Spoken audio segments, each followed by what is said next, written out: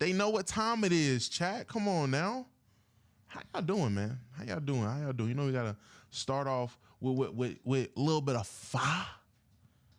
A little bit of fire. You feel me? You feel me? A little bit of fire. Niggas say long sleeves on the building. Yeah, nigga, it's my house. Keep it cold in this bitch. What we talking about? I can't wear what I want in my house? It's crazy. That's how much I in my crib. How y'all doing? I see the guys is in here. The guys is in here. Appreciate it. Appreciate it. Look, I'm gonna be honest with y'all. I'm gonna be 100% honest. I booted this bitch up with no idea what I was about to watch. I have no idea what I'm watching. I have no idea what we doing. I just said, fuck it. I need to go live. We live. I think the first thing I can watch, you know, I want to watch because this Travis Hunter thing has been hilarious and a lot of people want to get my opinion on it. And I know my guy, my dog, just dropped a video on this. So let's watch. We can definitely watch. 38 minutes is crazy. 38 minutes is wild. I love it. That's what we're gonna start with. We can start here. But hold on. Before we do all that, you know, let's address the title. Let's address the title real quick. Because I'm definitely not about to watch nothing on Darvin Ham. So let's get this out the way now. I seen a couple people tag me. Niggas been tagging me and shit. Niggas been showing me, you know, undefeated coaching players and records and showing me quotes. Listen, I'm glad he felt the pressure of us Laker fans with our foots on the back of his neck. It wasn't just us, but I'm glad he blames us. I was in the space the last night, or whenever the last time Lakers played, I think it was last night, and we got that win. A bunch of Laker fans in the space. Oh, why is he coming at us? Why is he blaming us? It was me. It was always me. It wasn't you niggas, it was me. Because when y'all was happy with the nigga, I was the nigga in his ear telling him he was bullshit and trash. It was me, nigga. Wasn't y'all. When he says the fans, he means the fan, nigga. Me. He was sick of me. And I'm glad. Good riddance. Oh, if I was anywhere else, I would have got an extension. The fuck you wouldn't, nigga. Extension where? Extension for what? In the words of No One Allows. Bless you, baby. Sorry. Extension for what?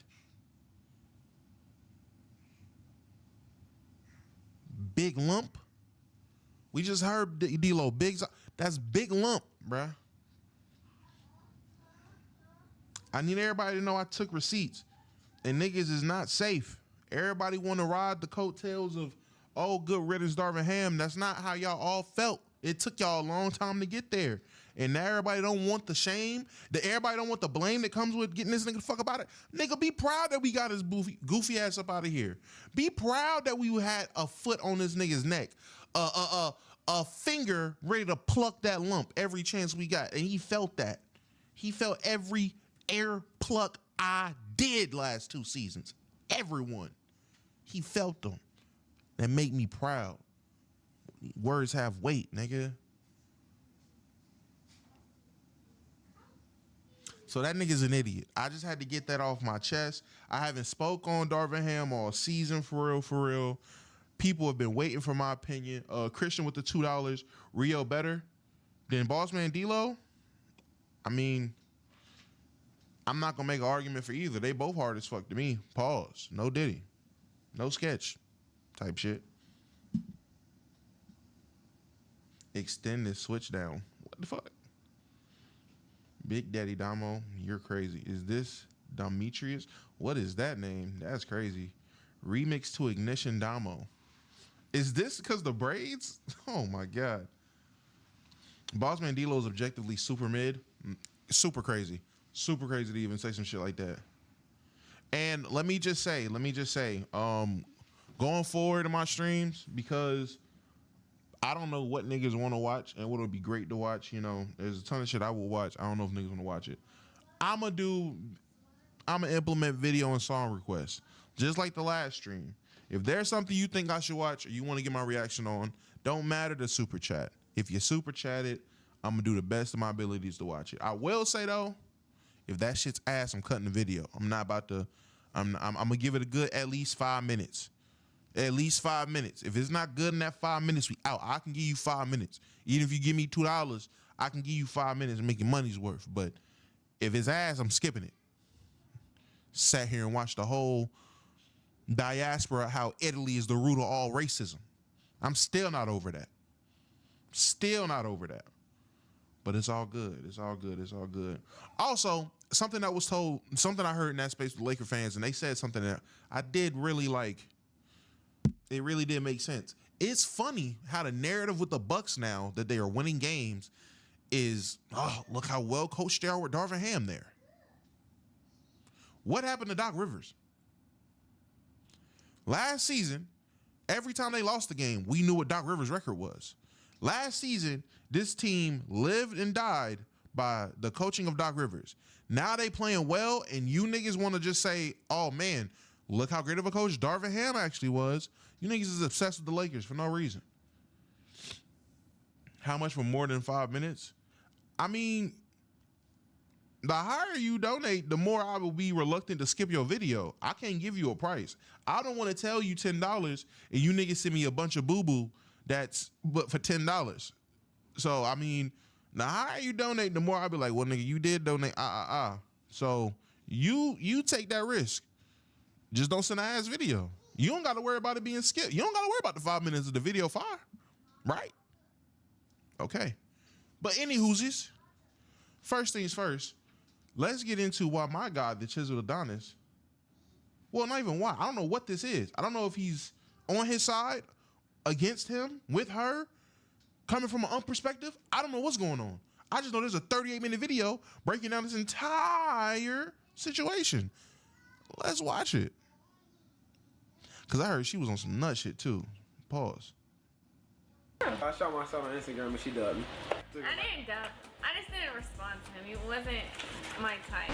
I wasn't her type. I left him in my DMs for like 2 months.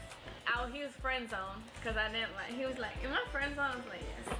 I was not into him. Wow, that's crazy. She told on herself, bro. You wasn't her type. You still ain't her type. That bag in a few years is what she gonna receive because you special. Oh my God. That bag made her your type. Ask yourself, if I got hurt and ended my career with... Okay, it's just my pet peeve, bro. Open it. What is it? Open it, my nigga. Just open it. Open it. What the fuck is it? Open it. Why are we rustling bags and shit on mics, bro? Niggas have terrible mic etiquette.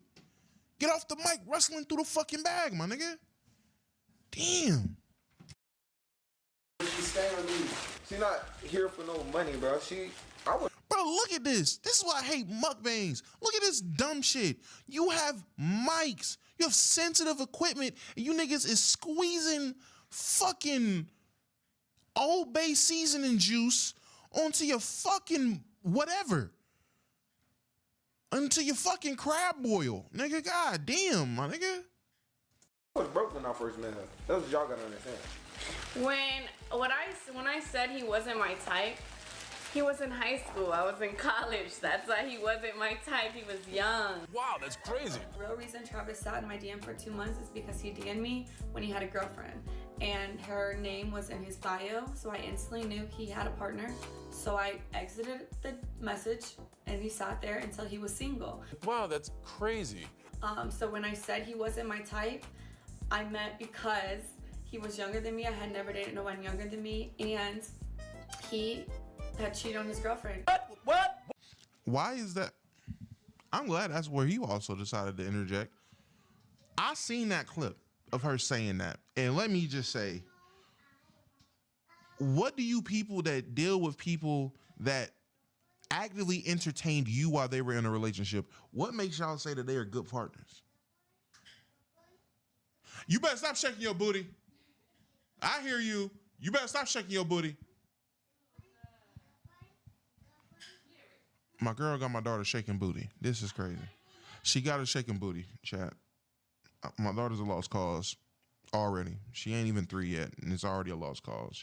She downstairs, all I hear is shake up booty, shake up booty. Hey, it's all her mama. It's crazy. I got one left. My youngest baby is my saving grace at this moment. Hopefully she's not tainted with this hoochery, this thottery behavior. Insane. I'm sorry. Where were we at? I got distracted by real life shit, like my daughter being fucking downstairs singing "Shake a Booty." You know what's real sad?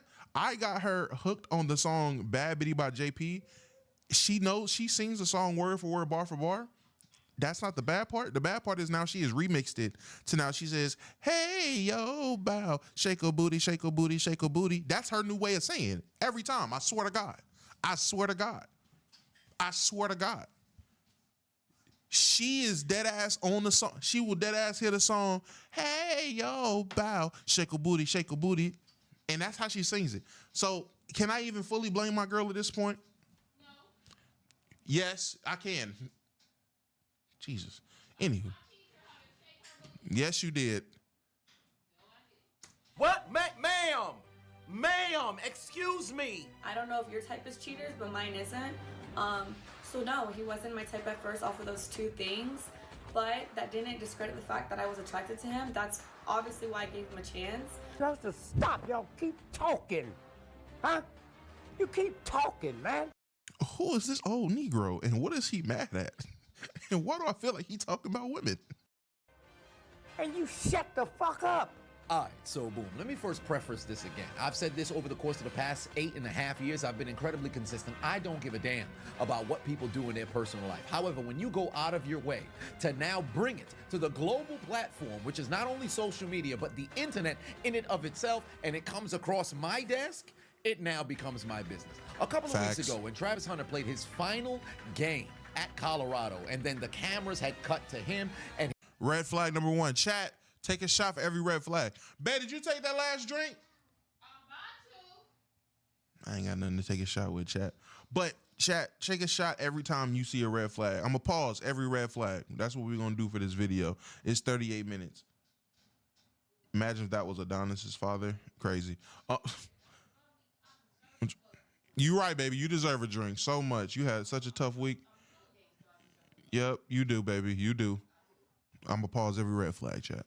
his fiance after the game, in which she seemed a bit bothered. People were talking about cheerleaders, whatever the case may be. I said, that's a bit harsh. He's under a microscope because he's going to eventually go on and win the Heisman, which he did this past weekend. Perhaps people are reading too into things. And then all of a sudden, now videos continually being dug up of not only her saying, hey, Travis wasn't initially my type. You now got people doing deep dives on her background. You got to understand, if you're going to be a wag and the goddamn spotlight is going to be on you, you have to move accordingly. Furthermore, you got to recognize who it is that you're dealing with, and further— What the fuck is wag?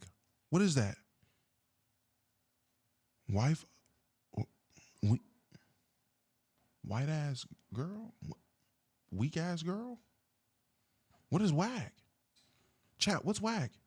Furthermore, the potential and trajectory of their career. Not saying it's a guarantee that he was going to mess around and be in the league, but he was one of the most polarizing athletes in college football. So everything that you do will be under the damn microscope of the populace. And for whatever reason, over the course of the past 2 weeks, Travis Hunter's fiance has operated as the worst wag in sports.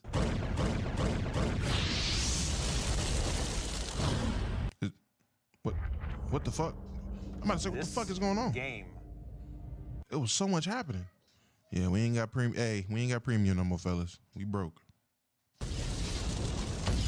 We ain't got premium now, right it's now, on the fellas. record, the two of them were together when Travis was at Jackson State. Fast forward, he goes to Colorado. They get engaged earlier this year in February. Furthermore, Travis Hunter even went into the media and said he doesn't take photos with female fans unless she's present. It's a routine, and I make sure I only take pictures with females when she's around. So it's safe to say that nigga's a simp. Did you see his face? I ain't gonna lie. I said this shit in the space, and niggas deadass was acting like they didn't know what I meant. As a nigga who wasn't a lame ass nigga in high school, you can spot lame ass niggas. Like, by no means was I Mr. Popular. No means at all. I mean, wasn't Mr. Popular, wasn't Mr. Bitches, wasn't none of that. But I definitely wasn't a lame ass nigga. Travis Hunter gives off lame ass nigga energy. He just so happens to be gifted at football, which is crazy. But I don't know. Maybe I'm just bugging. Maybe I'm being too judgmental. L-Ad, definitely L-Ad. Say this is a serious relationship, and anybody who's ever been in a relationship, whether serious or not, understands number one rule: do not embarrass your partner in public. Well, what has this man's fiance done the last 2 weeks? Nothing but embarrass him in public. Did you win your final home game in college, Travis? Go and embrace your fiance? Oh no, you can't get a kiss because she want to make it about her. But I got an idea. Why not make couples content? Everybody loves that. And to make matters even better, how about have her admit that you were left on red in her DMs for 2 months because you weren't her type? I shot myself on Instagram and she dubbed me. I didn't dub. I just didn't respond to him. He wasn't my type. Red flag number 2. That's the second shot, chat. Go ahead and take it. Shot. Oh, by the way, let's just keep doubling down in multiple different videos. And then I actually left him in my DMs for a long time. Red flag number 3. Shot. So yeah, I really just let him sit in my DMs for a long time until I was kind of, okay, maybe I'll like give it a shot. And I texted back finally, like after a month or two. And from there. My thing I don't like about this is if you're going to sit here and tell me, like when she came and did the video talking about some, well, if I can be honest, the real reason is because he had a girlfriend. If there was a real reason behind it, you wouldn't have just ran with the narrative of he just wasn't your type. You would have said that once, you would have seen the backlash, you would have just went ahead and went with the truth. Simple. There's no way you double, triple, quadruple down on him not being your type, but that's not the truth. That's why I don't trust this bitch. That is also a red flag. Shot number 4. We texted for maybe 2 or 3 months. Not really, maybe like a month or 2. And he was very like persistent. I think that's why I ended up being intrigued by him, because he would text me every single day, like morning and night, good morning, good night, even if I didn't respond, because half the time I didn't respond to him. So yeah, I would like kind of just text him when I was bored or when I felt like it. I'm sorry, I didn't get that one. What did you say? You text him when you were what? Text him when I was bored or when I felt like it. Chat, y'all should already know that's a shot. What are we talking about? Red fucking flag.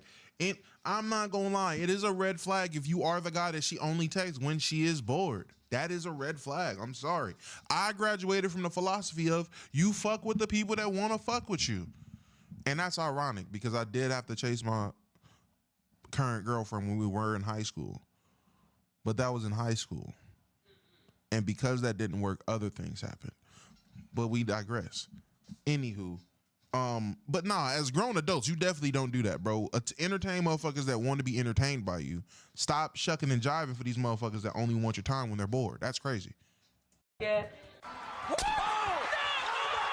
Well, that's a little rough. Just openly admitting, unprovoked, that you only responded to his messages when you were bored or felt like it. That's a little brutal, but hey, it's not like you tried to initiate a breakup. Are you sure about that? I actually gave Travis the option when he went to college. I was like, hey, like, let's take a break from this relationship and you go to college, you go see what you want in life, and then if me and you are supposed to be, then we'll work out. Look at Jeff! Oh! Is that a red flag? She is older than him. I don't know if she was also in college. She is older than him. I can get that. Let the little nigga go to college. He got some motion. Let him live that shit out. Cause I can't even be mad at her at that one. This is the one where I'm like, all right, that's not bad. I don't see that as bad. If that little nigga got motion and he's going to college, you know the nigga's a cheater, you definitely give him that out. Because why would you expect somebody to be who they are or who they show you they are? DMX type shit. So if you know him as a cheater, he was first introduced to your life as a cheater, assume he's gonna cheat. Therefore, give them the option of being like, all right, go to college, have fun, do your thing, and if we're supposed to be together, we're supposed to be together. I'm not mad at that. Point gold digging bitch. Point her. And furthermore, why not let her reveal that you were in the friend zone? I left him in my DMs for like 2 months. He was friend zone because I didn't like. He was like, "In my friend zone," I was like, "Yes." I was not into him. But hey, I ain't gonna lie, goddamn. A lot of bitches got hit in the head with guitars, haven't they? Golly. Travis, good news. You made it out those DMs. You're now out of the friend zone. No way she embarrasses you further, setting you up to appear as if you're some form of cuck, right? And I used to party and stuff, and he would literally drive me, sit outside for hours while I'm inside, like partying, and then take us home. I ain't gonna lie, +7 red flags. This nigga's an idiot. +7 red flags. Shot. What?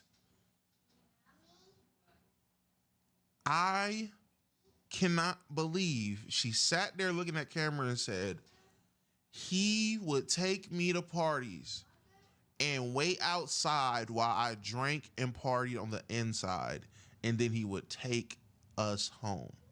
This nigga is so fucking stupid, and this is as he has money. So imagine you are dropping off your girl in a Bentley. You pulling up in a Bentley, Maybach, Aston Martin, whatever the fuck luxury cars these niggas is driving in Colorado, or probably Jackson State at the time. Who knows? Drops her off, and he is just sitting there playing Fortnite Mobile, COD Mobile, while she is in that bitch doing God knows what. Jesus Christ, bro. 7 shots. Why is everyone spiraling about YouTube banning ad blockers? Chill. You can just use Pi. This is Pi. It's a free Chrome extension. Why did you feel the need to want to share this? Now, granted, people can ask you a question. That does not mean that you have to give them an answer. Because remember, you're the same one who said the best way to operate a relationship online is not overshare. And Travis used to be very toxic. I mean, he wasn't toxic on his part. I was very toxic. So we used to fight a lot, and now we don't fight ever. And I think it has to do with us not letting people in our relationship, us not comparing our relationship to others or putting too much out there where people have an input in what we do. It's one thing to say something, it's another thing to actually execute on it. But granted, I can extend some grace. You're young. This is probably the end of the problems, right? Well, not necessarily, because Travis Hunter was indeed named the Heisman Trophy winner, and Deion and Shador Sanders jumped up immediately. Travis Hunter's mom got up. Now, granted, I can extend some grace towards Travis Hunter's fiance because she recognized the camera's gonna be on Deion and his mother. When his name was called, I instantly was gonna, if you watch the video, you can see me like, but his mom didn't get up. So I was like, oh, maybe I don't get up. Maybe I just sit here with her. So I sat there, and then y'all said Coach Prime had to tell me to get up. No, he didn't. He said, go get him. Go get your man. Like, and once. Why does he got to tell you to go get your man? Did we think about that? Little Miss Let's Cry on camera. I have way less sympathy for females that get on camera and cry when they're in the hot seat, because that is a manipulation tactic. A manipulation tactic. A manipulation tactic. A manipulation tactic. Yeah, I went to my Dr. Umar. I can't stand that shit. So as soon as I see a woman crying in the heat of the moment on camera, I'm assuming the bitch is lying every time. Travis stood up, but he didn't have to do that because I was going to do that anyways. As soon as I seen Travis get up, then I thought it was appropriate to stand up, greet him, congratulate him. But then there was a camera right in front of Coach Prime, and I knew they were going to film that moment. And because of how people are online, I was like, I don't want to be in that shot, so I'm going to sit down. Believe it or not, I will say that is a be damned if you do, be damned if you don't moment. In all actuality, the tap on the shoulder was crazy. He shouldn't have to tell you to go get your man, in my opinion. But I do get it. His mom did not jump up immediately. She did like sit up some. The mom didn't get up. Why the fuck would I get up? We have seen so many instances of on draft nights when the girlfriend is there before the mom. And we've seen so many mamas push girlfriends off, do all this extra shit because the girlfriend's all on the camera. We've seen that. We've seen the other side of it. So to be on her is hard just because she didn't get up seeing all that is crazy. The only criticism I have, again, that nigga should not have to tell you to go get your man. Full stop. Also, I know y'all see that goal down there, man. Y'all hit that goal. We are doing a drinking stream. Hey, man, it's nothing. 15 niggas in $1. Y'all get a drinking stream, bro. I'm just saying. For all intents and purposes, all social media expose and embarrassment aside, I think she actually handled the Heisman ceremony the right way. Now, granted, she could have stood up sooner, but that's just apples and oranges. Her having the wherewithal to recognize the camera's going to be on Dion and Travis's mom, but primarily on Dion and that embrace with Travis. For her to have the wherewithal to say, hey, I'm not going to sit over here and make it about myself. I'm just going to fade into the background because they're going to want to get that shot of Dion embracing Travis after he had called out that Travis would be the Heisman last year before he even took a snap for Colorado. It's about them at that moment. So I can extend grace there. Can't say the same for the photo op a mere days later. All right.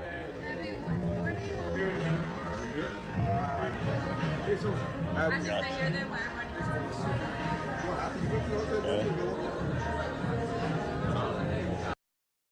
I will say, I seen her talking about this situation. I hate when people try to make something out of nothing, or when people try to manipulate what others have heard. I get it. This is just a brief, however many seconds out of that entire moment. But niggas heard what they heard. You can hear you on the tape. The way she tried to make it seem like something totally different than what is perceived on here is crazy. And whatever her defense was, I don't get why she would have said what she just said if it was a problem of, what did she say? Other cheerleaders were able to get in the back and some people weren't, or some shit like that. Something weird. But her saying, what do you want me to do? Just sit here the entire time and they party? I don't know. It's weird. You go to the hotel, you go walk around. Now, this right here is what ultimately created all of the backlash she's been receiving on social media, because you knew mere days prior, when everybody was talking about the way you reacted at the Heisman, you now go to a location that you know there's going to be cameras. And even if there aren't professional cameras that's there, people got their phones out, and you'll probably... Big Tyler with the super chat. If he sat outside when she partied, she can do the same for him. Type shit. Type shit. You not lying. That nigga would sit outside while you was partying. You can't sit the fuck down while this nigga takes a picture. Crazy. Red flag. Take a drink. Probably mess around and get recorded. There's a reason why Patrick Mahomes had told Brittany Mahomes when they were sidelined at a goddamn basketball game. What did the GOAT say? Hold on. Who plays shit like this? Hell no. Patrick told me no resting bitch face. Mind you, this was at the height of when the populace was absolutely detested by everything that Brittany Mahomes had did. And that's not to say she's a terrible person. Oh no, she was absolutely insufferable on social media. Then you take into account that her man is winning Super Bowls, MVPs, and being the best quarterback in football. All of that is going to lead towards people hopping onto the hate train. In the case of Travis Hunter, you're an incredibly polarizing individual. People already have hate towards Dion, and because you're an extension of him, they're gonna hate you too. Aston Genty had a great season, and people are gonna naturally say, hey, it shouldn't go to you. And then now, here you are, his fiance, having the inability to showcase positive emotions at the conclusion of a game when the camera's on you. Bam, they just found an in.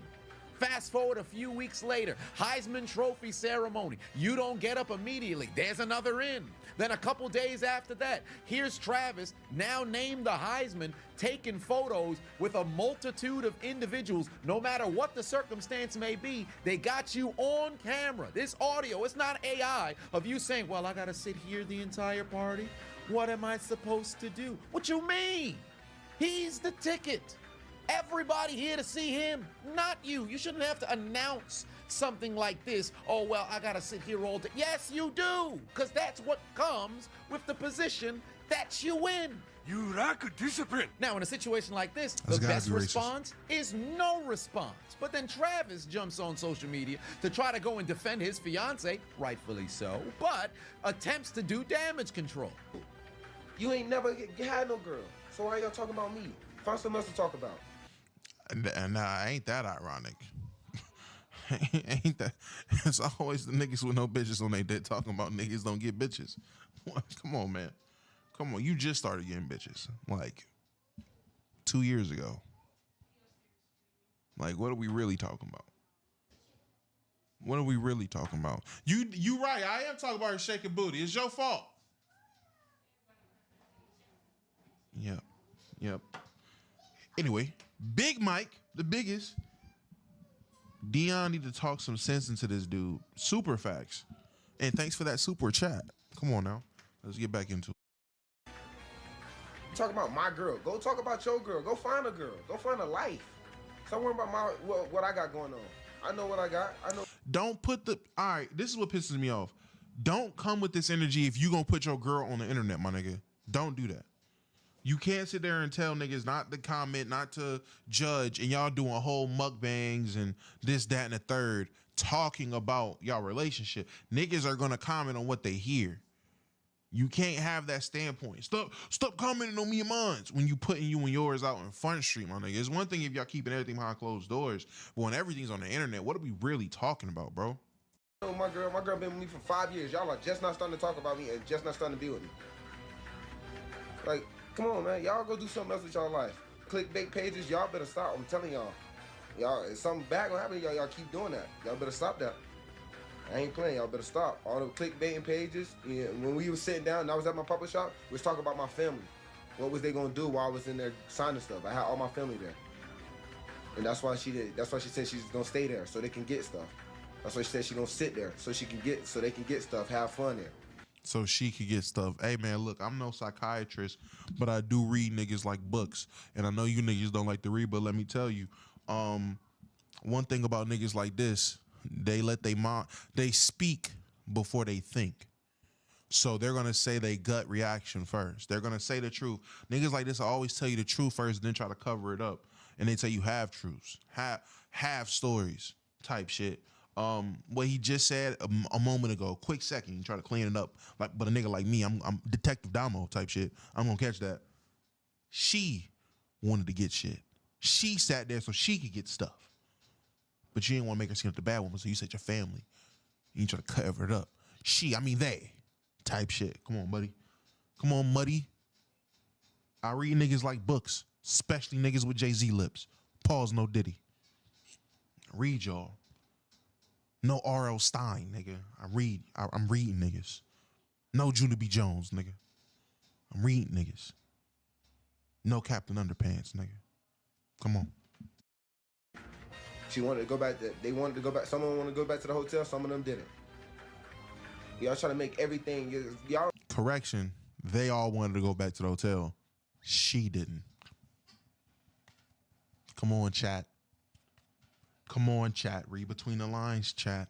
I want everything for clicks. Now, it's noble of Travis to want to go and defend his woman because what man wouldn't, right? And granted, in the video, he is conversing with his girl. And if you go back and you watch it, there's a portion towards the end of that recording where he does mention family.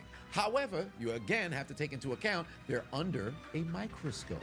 So the mere fact that she would say, do I have to sit here all day or the entire party? Or where am I supposed to go? Of course it's going to be viewed in a negative light.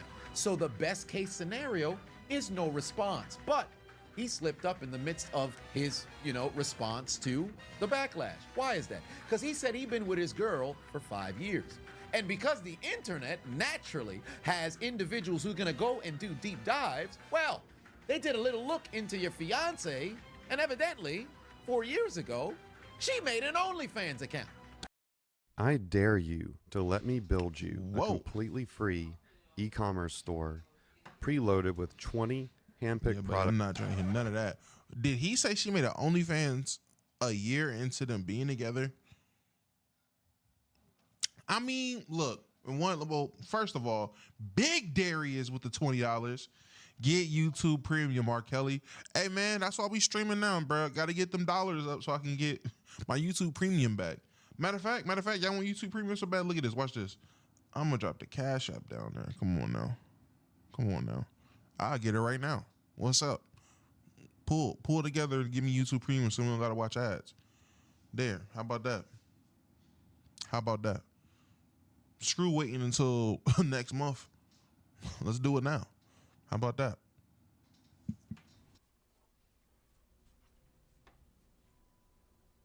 Nah. Guess what, y'all? It's showtime. You fucked up. Should have never showed your hand, kept your mouth shut, said absolutely nothing, because now they take... Oh, yeah, the OnlyFans thing. Let me just say, I'm not gonna call that a red flag. I'm not gonna say that's a red flag for the simple fact they started dating when he was still in school. You fast forward a year, I would assume his senior year. I would hope, because if he was a junior and I don't think you were in school at the time. I don't want to be the guy to call you nasty, but somebody will, as they should. Let's just say senior year. Fast forward a year, that puts him in college. She gave him the out. He said, nah, but he making NIL money. I mean, respect to her for like being like, hey, I don't want to just mooch off this little nigga and all his money type shit. Let me at least try something. Now, trying OnlyFans, where that is on terms of the scale of the bar, hey, that's on them. But I can't be too mad that she's like, fuck it, let me try to get my own bag. It's OnlyFans. Because if she's on there selling feet, y'all hear OnlyFans and think they over here pulling the Miss B Nasty and squirting out the window. Like, nah, bro. They could just be, they could just be doing feet pics. She could be one of the ones with a trash page. You know, niggas buy that shit. She could be out there posting Instagram photos whole time. So I'm not gonna judge the content. How she is 30? No way she's 30. If she 30, this bitch is nasty. I ain't gonna hold you. If she 30, we got a way bigger issue. How old is Travis? College age. So no more than 23. No more than 23. 23 at the max. And I don't think did he reclass at all? They both around 22, 23. Yeah, I'm about to say, she's older than him, so she might be on the higher end. So if he's 21, she's 23 type shit. I don't know the age gap though, but I do know, I guess he was in high school and she wasn't. So I know it's at least a year. But I'm not mad at the OnlyFans thing. Taking a look at the timeline and saying, wait a minute. If they was able to dig up that she created an account, now granted, they could say posts were deleted. Maybe Shorty didn't even post any content, but the mere fact that you... By the way, everybody, listen, man. We are 3 for 15 so far. 15 super chats of any price. We'll get a drinking stream very soon. We will get a drinking stream. So get these super chats to 15, my nigga. Hit the goal. I don't know how much time is left on the timer. Damn, a nigga just sent 20 to get YouTube Premium. Look at that. Ain't God good. We gonna cop that after this video, my G. You had an account that you created. Matter of fact, I'm gonna copy now me video. Don't worry about start that. Saying, wait a minute, did you create this? And things are going to get even worse because they got other individuals doing deep dive and saying, hold on, wait a minute. Shorty was a stripper?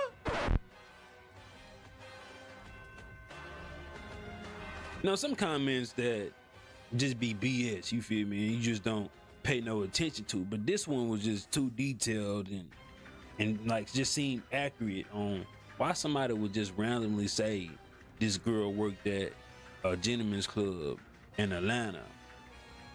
You feel me? So I told bro to DM me. Bro DM me. And then he sent me her phone number. Now, I'm on the phone with my cousin. I'm like, hey, bro, I'm doing the story, yada, yada, yada. Oh, Gab might be, you know what I'm saying, one of them things. One of them, yeah, she was getting down in Atlanta in one of them clubs type shit. He was like, bro, if you want to figure out if the number real, put the number in Cash App. Boom, put the number in Cash App. This is her exact number. I almost FaceTime to be like, you feel me? Just to get it like, you feel me? Oh yeah, this just got interest, man. As I'm writing and editing the video, I went to go check the goddamn Cash App using the number and a name popped up. Then I said, I just seen this same name on my Instagram looking at my stories. Too much coincidence. I sent you the text message saying, hey, yada, yada, yada, do you want to leave a statement?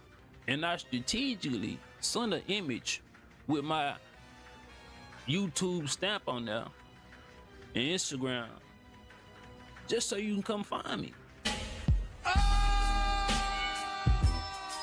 Did this nigga play 4D chess? Bro sent me a whole catalog of each bitch goddamn Instagram and phone number that worked at Cheetahs. And I'm going on that verifying it, you feel me? Just so I can cross-reference. But another thing, I had to tie her to Atlanta, so shit, I just went on Twitter, went on Facebook, just you know what I'm saying? Boom. She posting about, okay, I'm in Atlanta. Not everybody cares about quality. Some people just want crap. If that's you, Bespoke Post is not for you. Every month they fill your cart. You feel me? Shit kind of adding up. And another thing, man, so when I'm going through a Twitter, I'm noticing that she scrubbed, you know what I'm saying, and deleted a lot of tweets, you feel me, from that 2020, 21, late 21, you feel, era. But I'm looking through her shit, and I swear to God, bro, like, this woman is sexually deviant, you feel me? All she talk about is something sexual, and I don't know what she Hispanic or she mixed or something, but she say nigga way more than I say nigga, I swear to God. Flag on the play. First and foremost, shout out to House of Hypocrites for doing his coverage on what transpired. He's still doing live coverage too. Go check out his YouTube channel. But something really caught my attention, especially with the reposting on her Twitter account, because when I went to try to do my investigation on the Twitter account, unfortunately now her tweets are now protected. But something did catch my attention, and I was able to connect both the Twitter post and the repost, obviously it wasn't her tweet, but the repost of that tweet, and a TikTok that she had uploaded regarding money in particular. I have a money sign on my ring finger. That's a Lil Wayne lyric. My favorite album is Carter 4. And on that, he has a song, and he says, married to the money, F the word, that's adultery. I love that song, so that's just, I got it when I was 18, okay? Interesting, you got the tattoo when you were 18, you're currently 23. Now, does that mean you have an ulterior motive in mind regarding Travis Hunter, especially given that's your favorite lyric of all time? At least these are your words, right? I ain't gonna lie, that's a crazy reach, crazy stretch in my opinion. Hey, I ain't gonna lie, I'm trying to fucking get this goddamn premium shit, and it keep bullshitting me. I should have it after this though. My fault.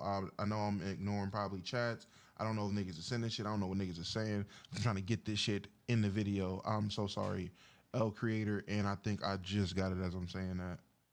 Yeah, I'm pretty sure it just went through. I'm pretty sure we just got it. Right? Right? What the fuck? Why does it? Oh, okay. This is why. All right. My bad. Granted, 5 years, that's a hell of a lot of time for somebody to grow. 2 years ago, you're retweeting lyrics talking about you love sex, you love drugs, you love money. Now, granted, everybody likes music, right? So that should be nothing of a red flag. However, you take into account the countless different times in which you've showcased red flag behavior. This just puts up the antennas, increases the exclamation points, raises the eyebrows almost through the hairline. It may take longer if you have a Peyton Manning sort of situation going on, but that's neither here nor there. Because of the constant red flags that you have showcased throughout the midst of the past few months, well, we might have to consider maybe you do have an ulterior motive here. No one will ever know! And granted, this is all speculation, right? There's no guarantee that she has an ulterior motive. But for those of us who've had the privilege of being in long-term relationships, those of you who've been in engagements, marriages, if you will, you've all identified red flags like this perhaps in the past. And furthermore, you might have seen the type of archetype that Travis Hunter just so happens to fit into. Look at this Instagram comment defending his relationship, saying, "Stop acting like y'all know me or my girl. We ain't never talked to y'all. Move on with your life." The disrespect getting out of hand. Move on. Bring positive energy, not negative energy. I know what I have and what I need. I love my girl. No one gonna stop me from doing that. She have a heart too. Leanna, I love you. Don't let these idiots make you change who you are. Again, very noble of Travis Hunter to come out and defend his girl, because any man should defend their girl. However, here's where the issue lies, because you have to take into account, why is it that everybody's up in arms? Not just because misery loves company and they want to go out there and just break up your relationship.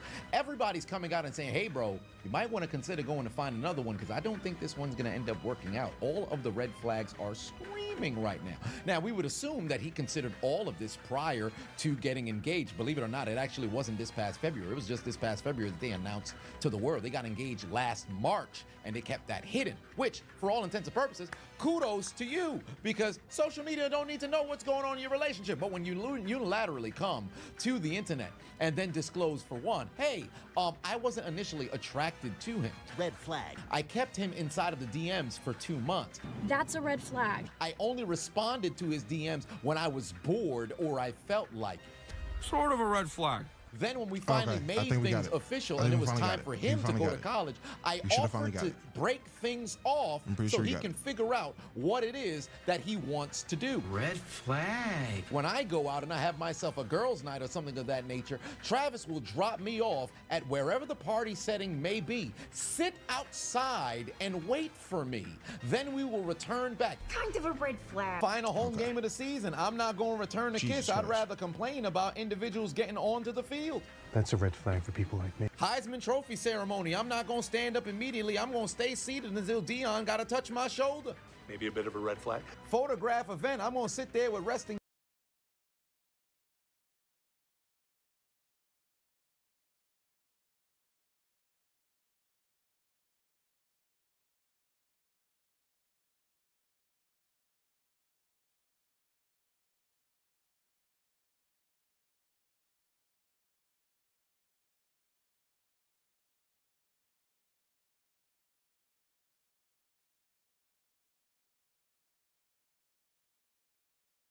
Oh, did I mute myself to say that?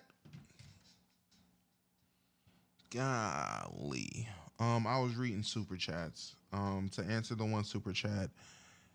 Yeah, it's crazy if he knew and didn't say anything. That's so stupid. How did I mute myself? Bitch face and complain about having to sit on the couch all day. I'm out of red flag. And then finally, rather than trying radio silence, why don't we go to TikTok and attempt to address these accusations and confirm that they're possibly false accusations? You'd rather bloviate, fulminate, and pontificate in a manner that actually ends up throwing Travis under the bus even further. So Travis, when he first ever DM'd me, when we first met, I said I left him in my DM for 2 months, and people said, oh, she left him in his DM until she figured out who he was. That is not true at all. The real reason Travis sat in my DM for 2 months is because he DM'd me when he had a girlfriend. Flag on the play. I might have to go get a challenge flag because that just so happens to be red. That's a super red flag right there. You could have easily just stayed consistent with what you said throughout the past months of, well, he initially slid inside of your DMs, you left him in the DMs for a few months, and that was that because you were uninterested at the time. But oh no, you had to go and disclose the fact that he was currently in a relationship during that time. What does that say about Travis's character? Well, you're already in a relationship, so now you paint him as a cheater. And then you furthermore go on to pretty much set up a situation to where, because remember, Travis was a 5-star recruit. So best believe he had a good deal of Instagram followers. And I promise you right now, people who had been following from a very long time will definitely be able to deduce exactly who this individual just so happened to have been who was dating Travis at the time, because you decided to go and disclose. And her name was in his bio, so I instantly knew he had a partner. So I exited the message and he sat there until he was single. And why is this important? Well, for one, not only do you now expose the fact that he did send a DM when he was in a relationship, you open up the door for if he happened to have an amicable, cordial sort of breakup, that now gets called into question because what was the real intentions? She's now got to find a way to go find closure. And furthermore, consider the cesspool that social media just so happens to be. High schoolers, young adults, the individuals going through adolescence, the unemployed. What are they gonna do? Go snooping to go find this woman, and they're going to fill comment sections and DMs with, you fumbled Travis, he left you for her, how do you feel about? And now, if she was attempting to escape the fact that, hey, her ex is going on to do this and she's no longer in the picture, whatever the case may be, they're now bringing the drama of today to individuals who had experienced homie in yesteryear, all because you felt the need to bring this to the front of the class. I don't care about what people look like or what they can give me. I date people for who they are as a person, how they honor God, and how they treat the people around them, and Travis is all the above. So when I said he wasn't my type, I meant because he was younger than me. I had never dated no one younger than me, and he had cheated on his girlfriend. I don't know if your type is cheaters, but mine isn't. Whoa, whoa. So why are you with a nigga that's a cheater if your type isn't cheaters? That shit's crazy.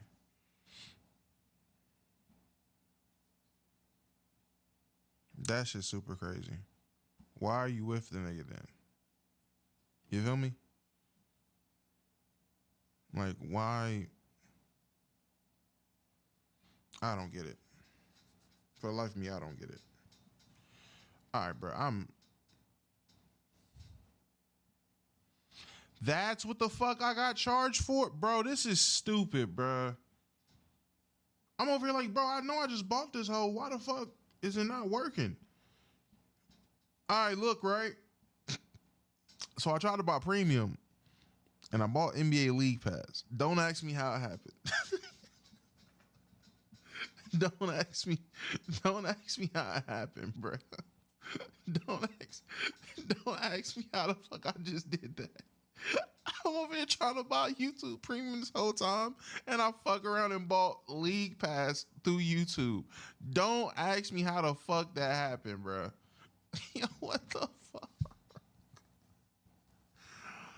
Oh, no way, bro. I'm like, bro, why the fuck ain't it saying premium? I know I just bought this shit. Bro, this is fucking League Pass. This isn't... Yo, Darius, bro, I just wasted your $20, cuz I ain't gonna hold you. I'm sorry. I'm sorry. Yo, Darius, bro, I'm sorry, bro. Darius, I'm sorry. I'm over here fighting tooth and nail trying to fix. I'm sorry. I done spent so much time of this reaction just looking down at my phone, fiddling and fumbling and trying to do shit. It is because I swear to you, I bought this shit on YouTube. It charged the card. I'm over here seeing this shit charge my card. I'm over here trying to figure out why the fuck I still don't got premium. It says premium on the top left when you get it. It doesn't say premium. I'm trying to figure out for the life of me why the fuck why is it not popping up? And it's because it charged me for fucking League Pass. Niggas is saying L scammer. No, it's not L scammer. I had premium and League Pass through my Apple. Apple automatically charges you shit. All my cards are locked. So when it came around to this time of the month, everything started trying to get charged. Nothing got hit. Therefore, when I tried to buy something through goddamn Apple, it charges me with whatever the fuck is the first thing on the list of things to get charged. So the first thing to get charged was, I can show niggas, was League Pass. I thought it was an $18.80 something charge. I thought that was premium. So I'm like, cool, but that shit wasn't working. I felt bad, so I went into my own personal money to go and get premium because I didn't want Darius to feel like he got fucking scammed. So I went into my bank account this whole time. I went into my bank account, came up, took the $20 out, put it somewhere, put it on a different card so I could fucking get it charged for YouTube. I went ahead and charged it, and I will be honest with y'all. Darius, the next thing they charged for me, it was for HBO Max, nigga. I didn't know. I thought it was premium. They just said, fuck it. It charged me for Max, nigga. Hey, bro, I don't know what to tell you, bro. They charged me Max next. I swear to God. I swear. I'm looking at it now. I swear to God, that's what happened. This shit is so stupid. This shit is so stupid, bro. Look. Big D, I'm going to get the premium somehow, some way, Gango. I promise you, I'm going to get it. I'm going to get it. Them 8 honey buns is on the way. I swear That shit's crazy. That shit dead ass. Bro, if I wanted Max, I would have just got Max. Why the fuck would I go into my own account to just go and pay for Max now? That makes no sense. I didn't want to pay for Max. Niggas is saying the hell scammer. This isn't a scam. This is L Apple, bro. Yo, Apple, fix y'all shit, bro. This is crazy. I'm over here trying to just buy one thing. Y'all making me buy 3 other things. I don't want to tell y'all the other thing they got charged too. So I'm over here thinking I'm paying the shit and I'm not. Everything else is getting paid. I don't resubscribe for 85 South, the 85 South show out. That's crazy. All right, man, let's get to the video. Time out. Let's go over something real quick. First and foremost, you happen to state that you only date people for 3 reasons. For 1, who they are as a person. 2, how they honor God. And 3, how they treat people around them. Then you go on to... Hey, Derek, you know what's crazy? You know how you could get me back, bro? Hey, man, the drinking stream, bro. I know niggas remember the last one. That's where you can get me back, bro. All they at, we still got no premium. And we not about to get premium right now. Because I'm scared I'm going to go try to buy that bitch, and then I'm going to end up with Netflix, nigga. So I'm going to have to figure that shit out on the back end, buddy. On the back end. We got ads. Yeah, we still got ads, bro. I just wasted $40 and we still got ads, bro. Well, at least I can watch basketball games on YouTube again. Again, bloviate about how you don't date cheaters. But you then confirm that Travis had cheated on his ex-girlfriend. He had cheated on his girlfriend. I don't know if your type is cheaters, but mine isn't. That bitch lying. Is that not calling into question who he is as a person and how he treats the people who is around him? And furthermore, why did the populace need to know this? You could have kept it vague, left him in the DMs, and you were uninterested until you became interested. But you now saying out loud, unprovoked, that, hey, Travis had cheated on his girlfriend, now makes him look like what? How does this make you look better in any particular kind of aspect? No cap, she's not trying to make herself look better. She's just trying to make this nigga look worse than her. Come on, man, we gotta really think. We gotta go big brain. It's not about making herself look better. It's about that nigga's way worse than me. Why are y'all hating me so much? That's what it is. I don't know. Like I said, the things that I see people make up is truly crazy because it's not what happened. And I just think people are just finding every single little thing and trying to make it something it's not. And then bird brain individuals are just accepting what they see online. Well, yes, that's gonna happen. It's the internet. You have to know that ahead of time. Hence why you don't provide any form of ammunition for the trolls, the smooth-brained individuals. Everything you're doing now is providing further gasoline to the fire that is since going on around your relationship currently. And granted, the two of them could be perfectly fine. But the populace is continuing to drive a wedge in betwixt you, and the way you guys are operating currently right now is doing more harm than good. Granted, as I had stated prior, she did clear up some things, ranging from what transpired. Hey, yo, James, you are thirsty, my nigga. God damn. The Heisman ceremony night where she didn't stand up immediately. Kudos to you. You was able to clear that up, and everything lines up. If you send me a super chat, next DreamCon, I will buy breath mints and deliberately throw them at Omar, yes. She talked about the Adidas event in which she was sitting on the couch saying, do I need to sit here all day, whatever the case may be, and said, well, she was consistent with Travis's, response from, they were talking about the family, whatever the case just so happens to be. But you got to understand, you're under a microscope because of the position that you're in. Everyone is making this crazy narratives in their head, so I just wanted to clear it up. And that is the truth. That's what happened. By the way, 9 minutes left on the gold chat. In all those videos, and I will not be addressing this again. I didn't want to address it, but here we are. This is shit that kills me when people say, well, I didn't want to address it, but you did. But you did. You didn't need to say nothing. The smart move is to say nothing. Because when you become a public figure, although you don't ask for the vast array of criticism that comes throwing in towards you, whether it happened to be warranted or unwarranted, it's what comes with the territory. And it's unfortunate. David. Nobody should have to go and endure things like that. But it's unfortunately part of the position.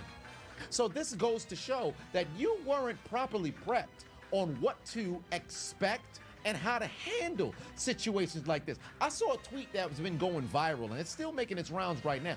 We didn't know what Savannah James sounded like up until LeBron was a multiple-time MVP and had a couple of rings. Maybe after the marriage in 2013-14, A soft 7 you is might crazy. have to wait until, what, 2017-18?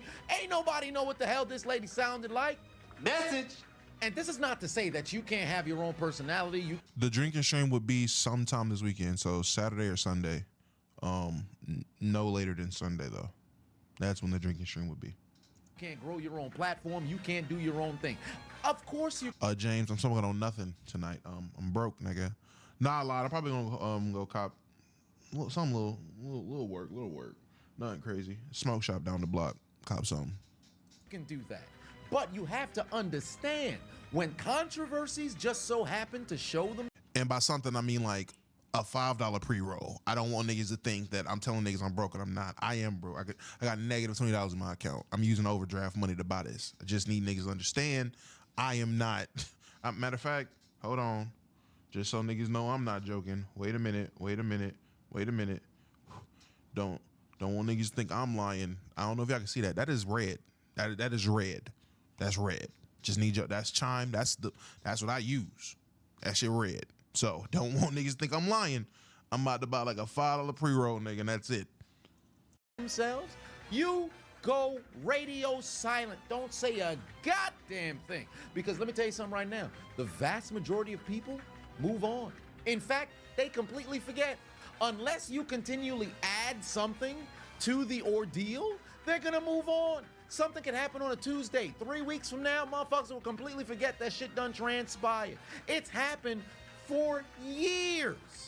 But when you constantly have different sort of things, Black, I've been telling niggas I'm broke. I've been broke forever. I've never not been broke. People happen to latch onto the controversy you're involved in. Now they want to see the entire doggone empire fall. And that's why you had people who are going and backlogging to see if you have that LKIB money ain't there. Nah, nigga, it's not, man. We put that bitch back into the business. Nah, it's not there. Did your kids ever catch a secondhand high? Nah, I don't smoke like around my kids type shit. I don't do that. I know people that do it. Hey, them your kids, that's cool. I don't smoke like around my kids. The closest they'll get is I'll vape in the car with the window down and I'm blowing it out the window and they windows up. So, I mean, that's as close as it gets. I don't think they got secondhand high. OnlyFans account. That's why individuals is sending messages talking about, oh, well. Niggas say, I want to smoke in the house. I'm scared the kids gonna get high. It depends where you smoke. If you got like a designated room to smoke in, nigga, just shut the door, box the room. There you go. For me, because it's kind of an open-ended situation, I make sure their doors closed and I turn the fans on downstairs. So there's a ceiling fan downstairs, and I got a fan in the room.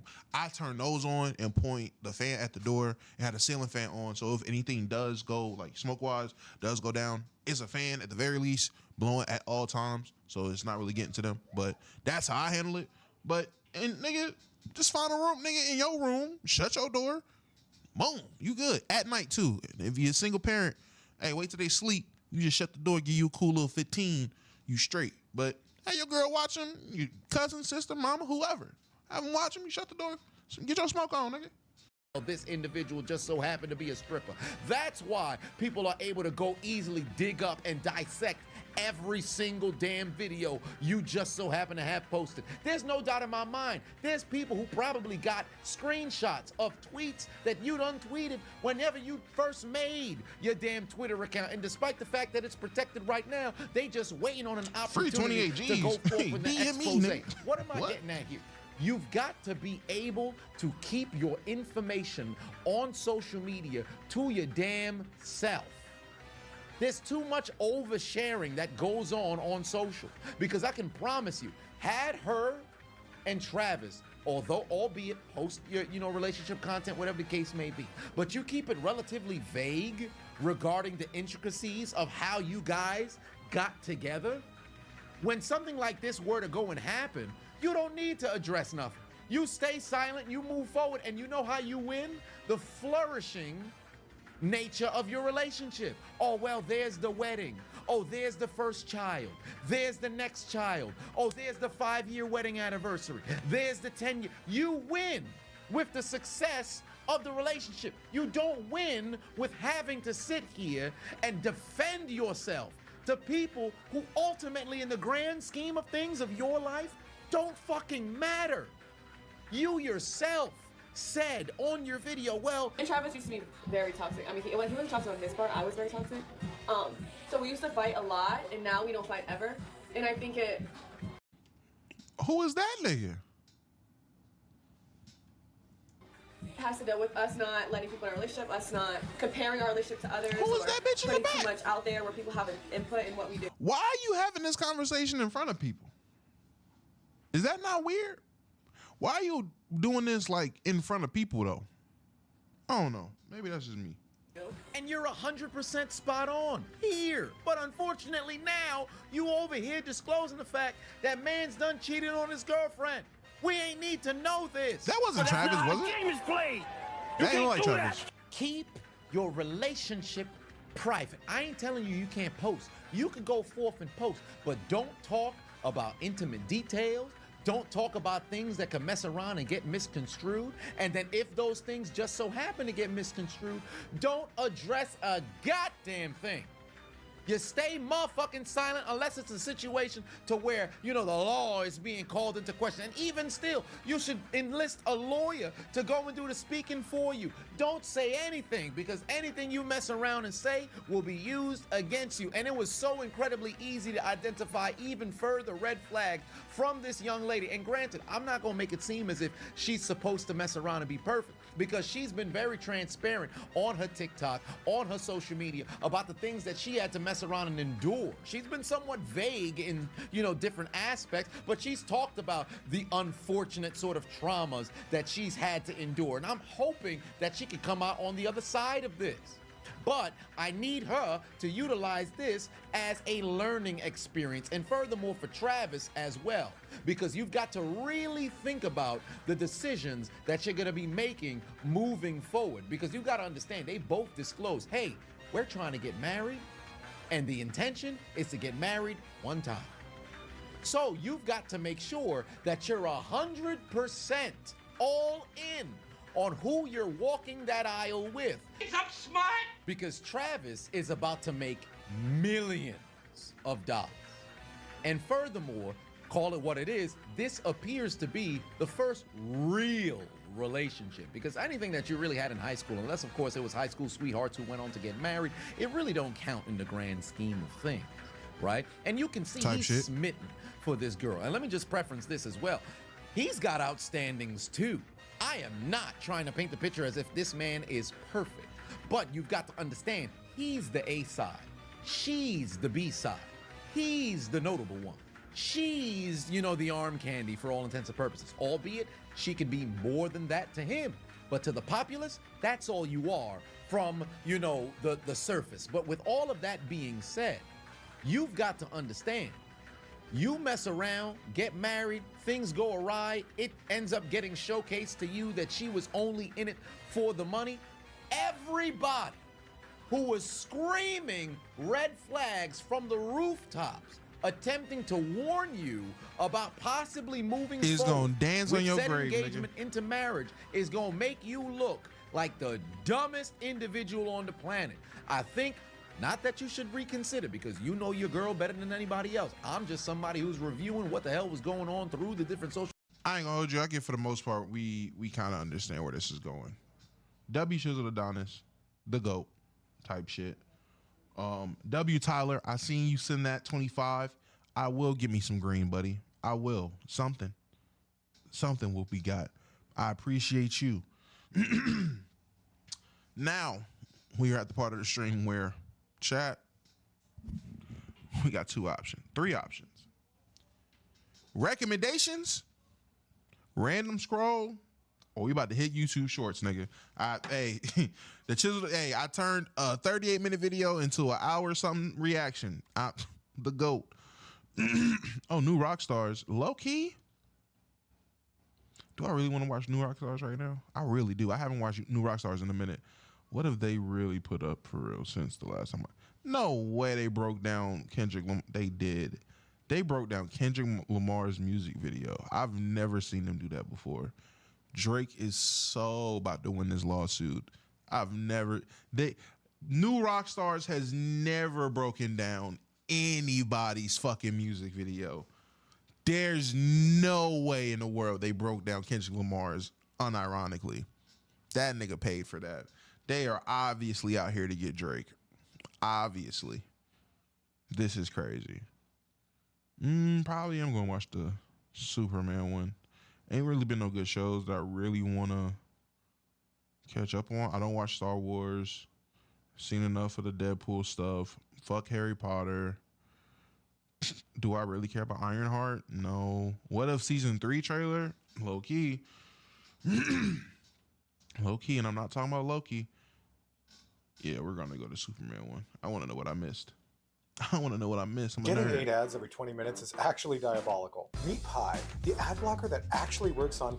Recommended. What type? What type? Wait, what type? What?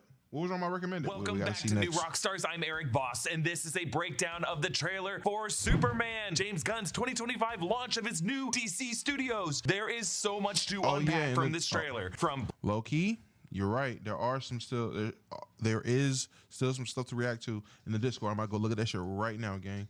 Bag talk. Who bag? Who bag we talking about? Bag talk. Where the bag talk at? Well, let's talk bags. Blink and you'll miss. How you feel about Juice WRLD unreleased music? I don't listen to Juice WRLD unreleased music, man. I never did that. Like what type of videos? Any type of videos. Hey man, listen. If I'm asking y'all for recommendations, look, whatever the fuck you feel like I should watch, you think it'll be funny. It can be the most random shit in the world. Recommendations, bro. Miss details and Easter eggs to its lofty promises to fix, well, everything. I'm going to break it down frame by frame for literally everything you missed. Like, I cannot believe some of the stuff that is hidden in between shots of this trailer. Also, bit of an announcement here. New Rockstars now has a channel membership where for a small amount every month, you can support our channel directly to get some fun perks with some even cooler benefits that we will be announcing in the coming weeks. Just hit that join button, please and thank you. All right, let's get started.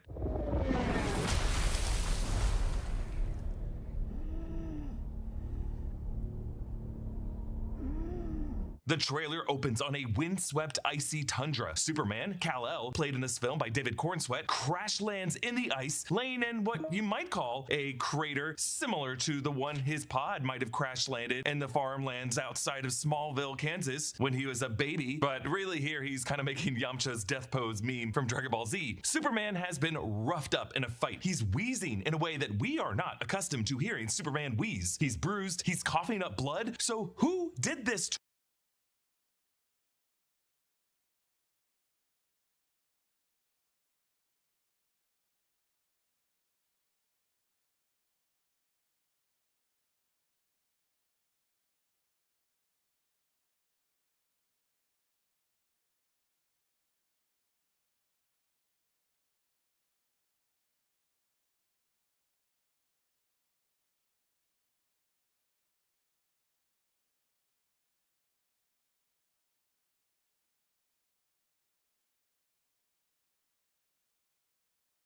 was among those targeted by homicide suspect. Far-right streamer Fuentes says he was possible target of man fatally shot by Berwyn police. Are you fucking serious, bro? Are you fucking serious? Fuentes alleges, by the way. And here this nigga is right here. Fuentes alleges, by the way. I'm muted. Right? My fault. Allegedly. But it's on video. This guy's showing up, calling his fucking name. Bro. The guy drove hours. Look, this is him showing up on the scene. Clearly, you can see this is a residential neighborhood. Am I still muted? I'm not muted now, right? Lights up and stuff like that. Right? Right? This is a good suburb out of Chicago. Fucking dickhead rolls up. Thank God Nick had cameras, man. All right, bet. And then here he is again. Yeah, I'm not gonna lie.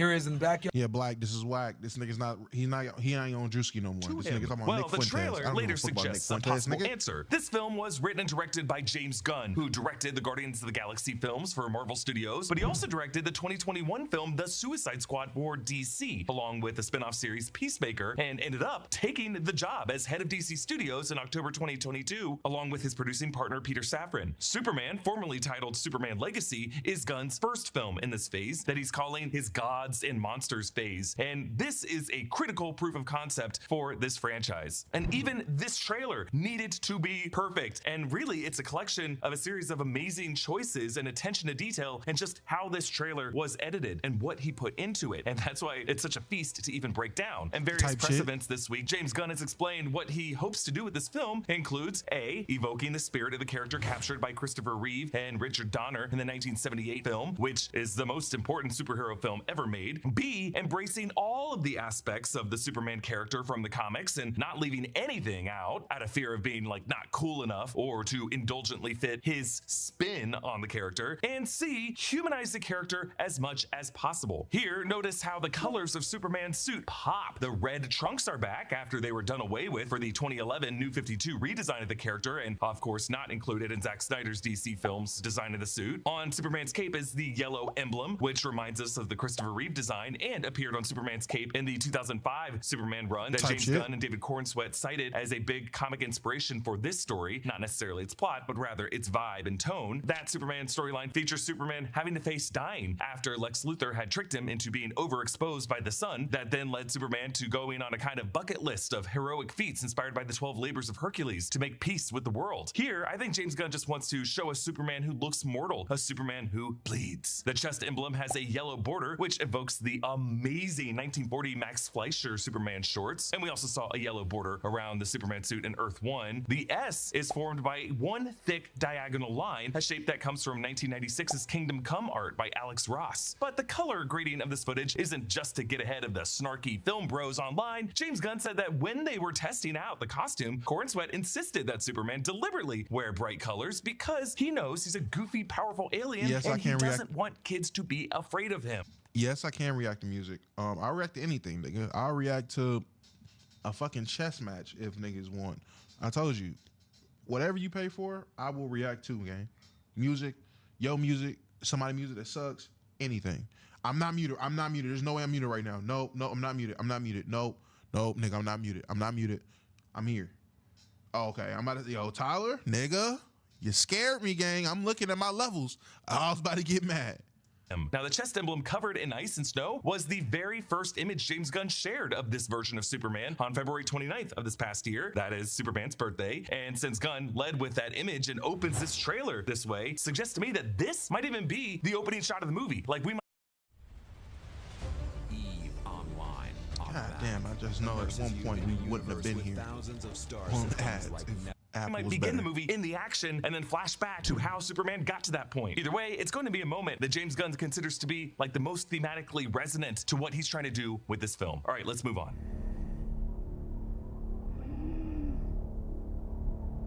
I just find it hilarious how Omar said it was just too much going. Like, it's too much. Like, all right, old man.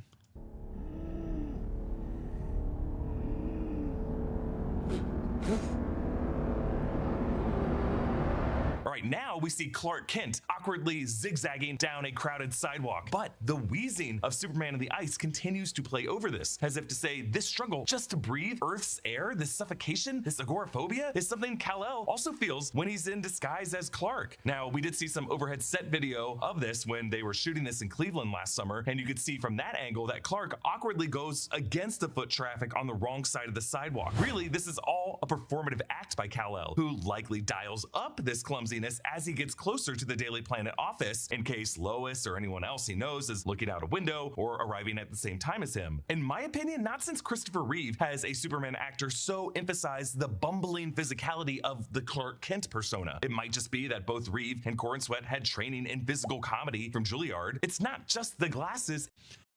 How do you train in physical comedy? Because every time I think of physical comedy, I think of like Marlon Wayans and Jim Carrey.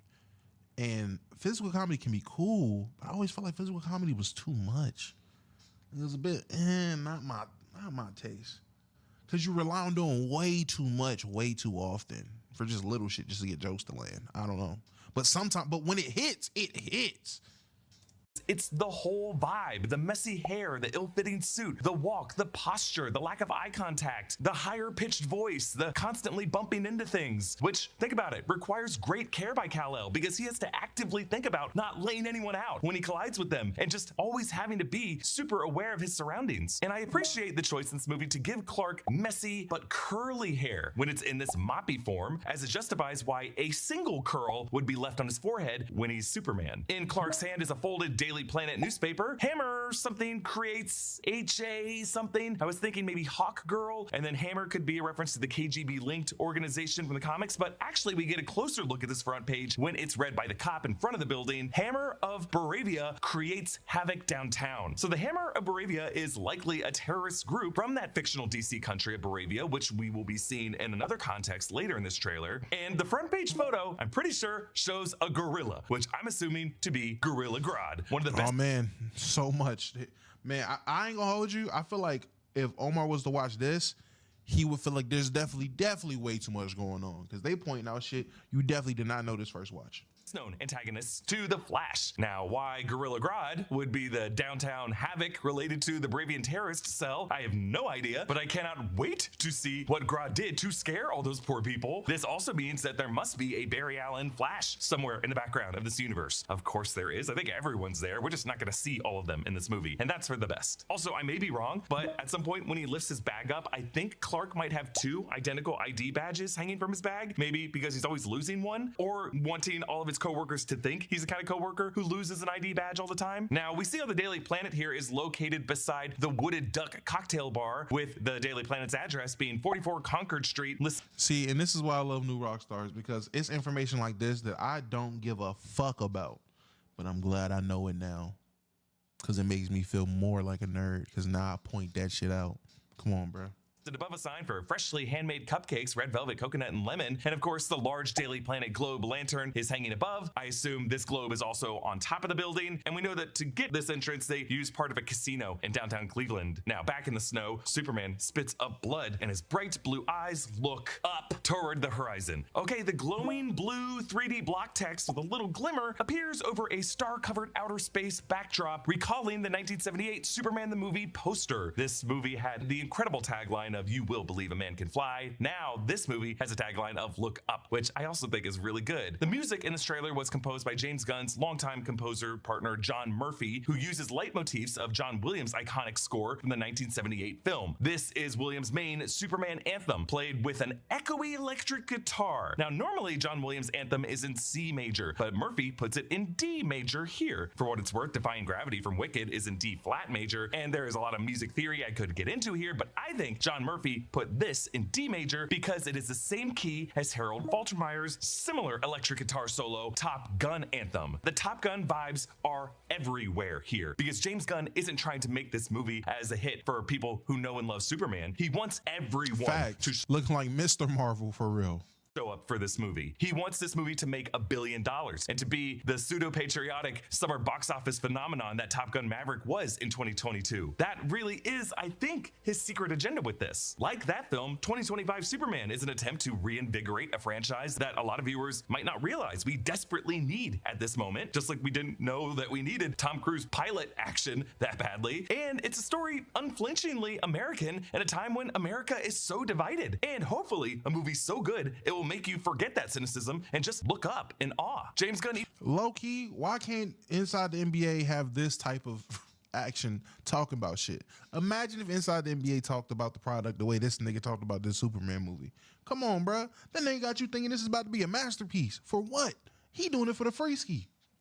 Even admitted that they shot the flying action in this movie with, at least we assume it's for the free ski. They could have slid them some bands under the table, drones, and aimed to make it look like the aerial cinematography of Top Gun Maverick. So there you go. In the Daily Planet newsroom, we get a wide shot of how Clark is adjusting his walk to look sheepish and crouched over and unassuming as he's taking a phone call and avoiding eye contact. He's walking behind Kat Grant, the Daily Planet's gossip columnist played by Michaela Hoover. He passes Steve Lombard, another Daily Planet columnist played by SNL SNL's Beck Bennett in this movie. He raises his arms as if he's saying, "Hey, watch where you're going, Kent." And the character of Steve Lombard was based partly on Ted Baxter from Mary Tyler Moore Show, and his physical appearance based on Joe Namath, which Beck Bennett evokes here with that thick mustache. This newsroom has another Daily Planet globe in the background, and TV monitors show GBS streams, Galaxy Broadcasting System, the DC in-universe news service that we've been seeing in Creature Commandos. On one of these monitors, this blonde woman is Eve Teskmacher, Lex Luthor's assistant and right-hand.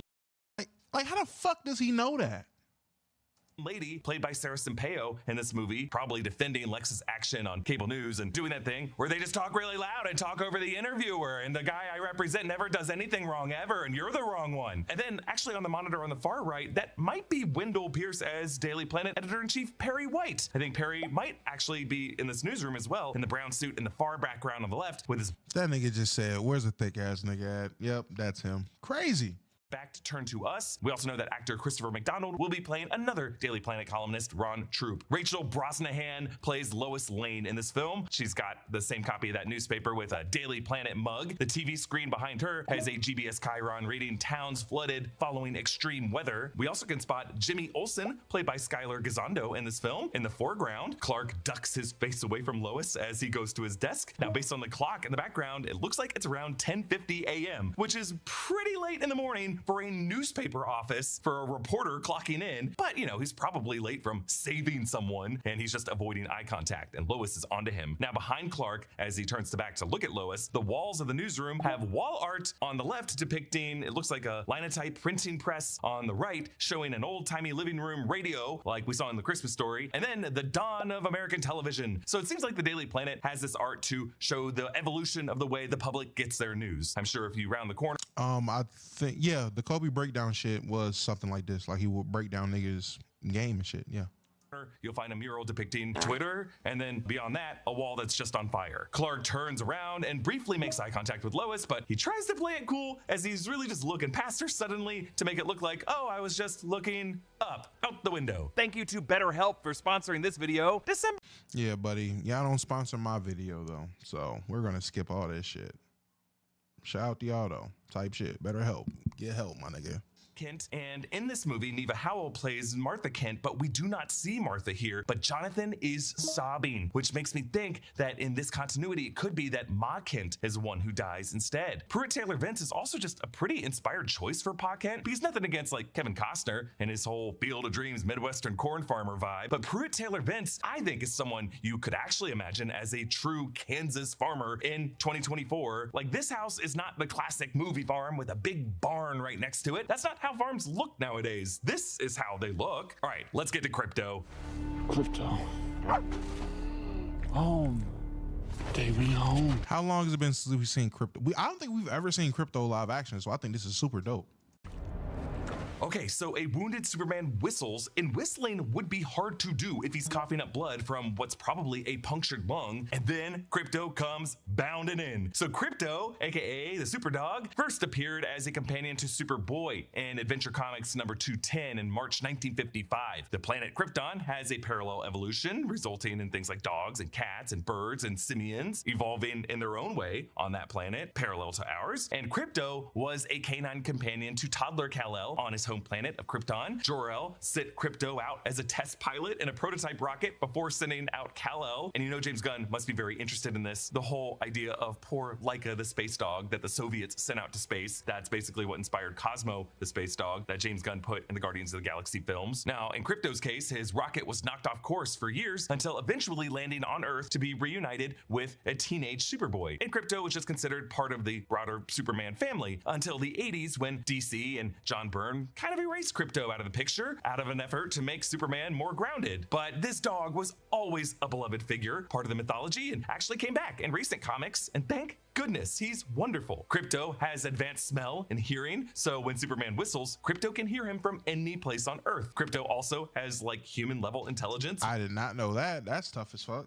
With his thoughts, often represented via speech balloons. James Gunn said that he based Crypto on his rescue dog, Ozu, who he said destroyed his home and his shoes, his furniture, and ate his laptop, but he still considers him a good boy. Over the years, Crypto has been drawn as a white dog of generic pedigree. For the dog we see in this film, it looks as though Gunn might have used a similar process as what what he and his team of artists used for Rocket Raccoon. Like, probably had a real animal reference, and they might have had on set for some takes, but really for these close-ups, they probably just had a stand-in of some kind, maybe mixed with James Gunn's brother, Sean Gunn, who will also appear in this movie as Maxwell Lord. And then on top of whatever that reference was, they have this impressive VFX render. And I think we gotta point this out, that Crypto's VFX here looks incredible. Like, the Framestore team accomplished some incredible feats with the CGI fur and the way it interacted with their little cute noses and whiskers and Guardians of the Galaxy Volume 3, but they've gotten even better for it here. Crypto wears a yellow collar with a Superman shield emblem medallion. The yellow collar reflects Superman's yellow belt, and this collar holds up Crypto's red cape, which, yes, does somehow stay perfectly draped on Crypto's back, and more than any cape or any article of clothing would ever stay on a real dog. But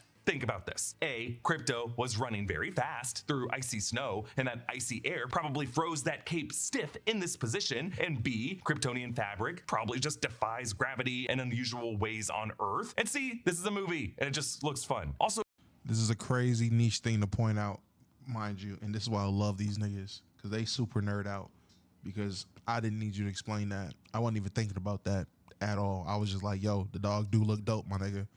I wasn't even thinking about the cape. Didn't even register that the cape shouldn't be doing that until you said something. WU.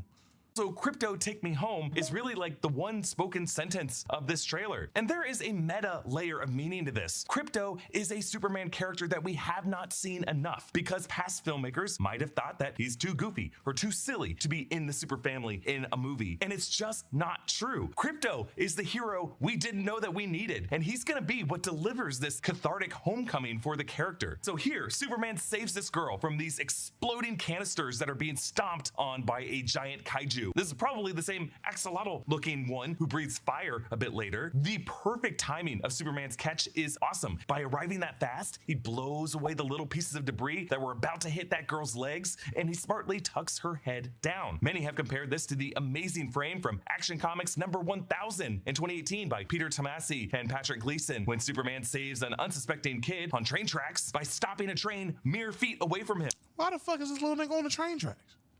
How did that happen? Whose child is this?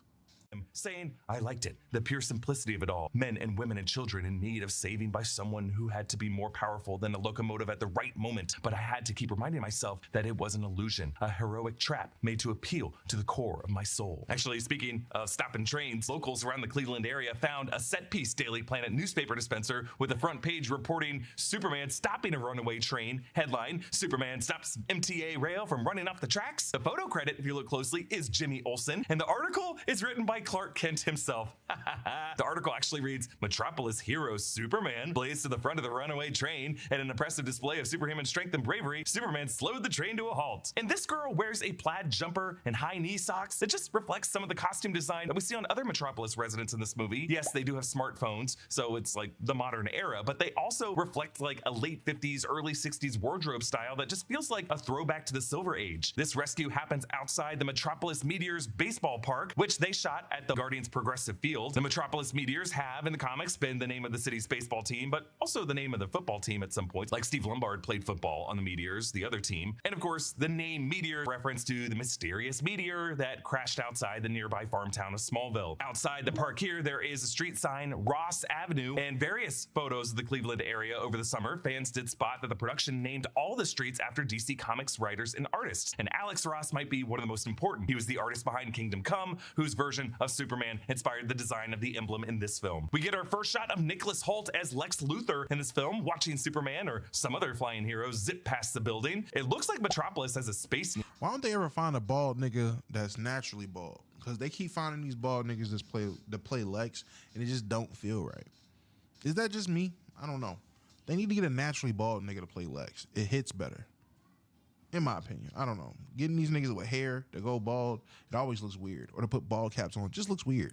needle, and we get a shot of Luthor Corp towers with the bridge extending across, making me think we might be getting like the twin skyscrapers that are in the double L shape that we've seen in the comics. Note that it's not Lex Corp yet, but rather Luthor Corp, which may remind you of the earlier seasons of Smallville when it was still the company of Lex's father. This suggests a somewhat younger Lex who might not yet fully be trusted by the shareholders of the company to make the company just a pure reflection of his egomania. Actually, if you look closely at this Luthor Corp building bridge, the engineer moves across the roof. This is Maria Gabriela de Faria playing the engineer who's a member of the Authority. How does he know that? She has a nanotech suit built around her body, and I think she might be a metahuman who is working for Lex. We see this menacing shot of Lex with a revolver. I'm assuming it has a kryptonite bullet, but we'll see. He also has this pinky ring that might contain some traces of kryptonite because Lex Luthor is known for having a kryptonite ring. The wall behind him, though, is I think the important detail of the shot. It is a grid of these cubic containers, and it's just an interesting location. I think one of these is what Superman is punching his way out of in the next shot. In the cell to the right of Superman, that is Metamorpho. Rex Mason, Anthony Carrigan's character, one of the other lower tier superheroes who will appear in this movie. And you can see how one quadrant of his body is the purple glowing flesh, and he's wearing like gym shorts, which I love. Metamorpho appears later in the trailer. We'll talk more about him, but the fact that he is in the cell to the right of Superman tells us something. But not only that, he's emitting a kind of light that appears to be distressing a woman who's wearing high socks. And then actually, yeah, that is a duplicate Metamorpho in the cell to Superman's left, emitting some light on some other guy in that cell wearing some kind of baggy pants. I thought it might have been Guy Gardner, but I don't think Guy Gardner wears those kind of pants, and the hair looks different. So whoever imprisoned Superman and these other people in these cells seems to have used duplicates of Metamorpho to do it. In past videos, I've talked about how Brainiac is probably going to factor into this movie somehow, and might be the character Alan Tudyk is voicing, because James Gunn has said in the past that another comic storyline that inspired this movie was the 5-issue Brainiac storyline by Jeff Johns and Gary Frank, Action Comics 866 to 870. In this storyline, Superman and Supergirl realize that every version of Brainiac that Superman has fought in the past was one of his probes, and that the true Brainiac has actually been going planet by planet, bottling cities by shrinking them down and collecting them to learn as much as he can about the universe while firing solar aggressive missiles at their suns. That is kind of Brainiac's whole thing, but part of his collection in this series is the Kryptonian capital city of Kandor, and Brainiac successfully does this to Metropolis. That might be what Brainiac is trying to do in this movie. Superman could be in a similar kind of containment here, shrunken down in one of Brainiac's cells, and maybe even Lex Luthor helped Brainiac do this to Metropolis. While Superman shouldn't have trouble punching out of normal glass or even being contained in any glass to begin with, I just think this kind of odd barrier material from Brainiac's technology would make this make more sense. Now, some sources that I've seen online have said that these shots in particular— Nigga said watching this, Omar might be right. But a lot, be real. 90% of what the fuck he said, you had no idea about. You didn't even notice. You didn't even know. Like that's the crazy part. Seem to have been shot by this movie's director of photography, Harry Bram, with a Leica Tri-Elmar lens, which is a wide-angle photographic lens that uses 3 switchable focal lengths of 16mm, 18mm, and 21mm, all in one, which, in this case, allows Superman's boot, his knee, and his fist, and his face, and the glass as it breaks, and just the container all around him to all be in focus together. And in Lex's shot, his face, and his revolver chamber, and his pinky ring to all kind of be in focus. And it looks really good. And maybe it's just the way the Brainiac sequences would be shot in this film, since we might be within some kind of micro pocket energy field, but it's kind of like an experimental way to shoot a shot. And this is like the first time we've seen it this way in like a major budget film. And I'm excited to see more of these types of shots. Okay, this section shows us this sweet boy raising a flag with Superman's emblem on yellow with the opposite direction of the fleeing people. It kind of looks like the Marines raising the flag over Iwo Jima, but in this case, he's praying for Superman to help him. And we hear him and everyone chanting Superman throughout the rest of this trailer if you listen closely, either in praise or in hope, or in some cases in anger. Actually, later in this— Here's how the average man's life would change if he never saw an ad again. Right at the end. Day one, he would install Pi on his computer. Trailer, we see this boy on the news, and it seems like this is either Baravia or a country bordering Baravia. Baravia is a fictional country in the DC universe, a part of an Eastern European monarchy in the Alps, but here I'm wondering if Baravia might be relocated somewhere else on the globe. Maybe the Middle East, maybe Southwest Asia, just based on the general terrain and some of the women wearing headscarves. Back in Metropolis, Superman, now with the suit all scorched up, walks through through these angry protesters, one of whom throws a heavy can from his grocery bag at his head and it bounces off. Now Superman does flinch or just blink a little bit, but I think he's just surprised to feel anything hitting his head, and I think he's really flinching out of worry that it will hit someone else now. Either way, Superman does not respond and he enters the building. So my theory in our live stream Q&A was that Baravia could be... What would it take for y'all to throw a can at Superman's face? Really think about that. in a worldly conflict that is just too complicated, too rooted in multiple generations of bitter history with religious and ethnic strife for Superman to be able to solve just with his powers alone. And since Superman wouldn't be able to quick fix whatever humanitarian crisis is happening in places like this part of the world, sympathetic protesters back home might still hold him responsible for not doing enough. Like shows like The Boys on Amazon Prime Video have explored the whole idea of what if a Superman-like figure was deployed to hotspots in the Middle East, and the 2008 Iron Man addressed that kind of what if hypothetical as well. But I think James Gunn is now trying to reclaim the conversation for a figure like Superman who actually has to restrain himself and recognize that some problems on Earth are just too big for him to solve. Now, whereas Homelander murdered a protester